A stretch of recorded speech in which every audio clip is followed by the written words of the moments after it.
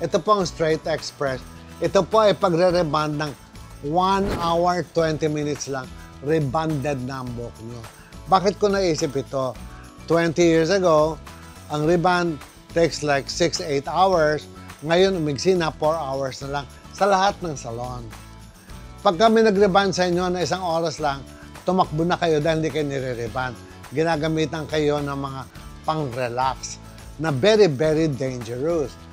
Sa Straight Express, hindi ho 4 na oras, 1 hour and 20 minutes lang, rebonded na ang buhok nyo.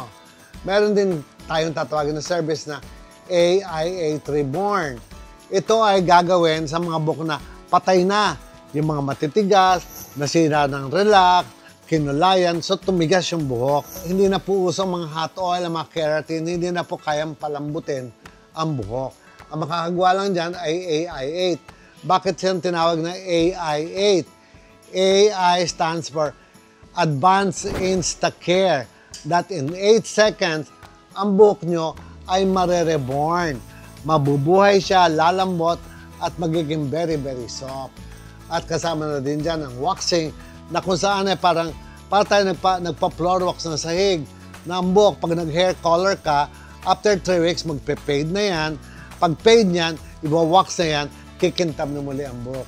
At ang pinakauli ay ito. Itong item na to, ang tawag namin dito ay Carboxy Scalp Treatment. Kami lamang po ang gumagawa pa ito sa buong Pilipinas at sa buong Asia.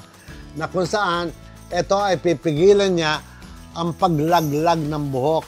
Yung hair fall ay may stop at may induce ang buhok na tumubo dahil mina micro needle.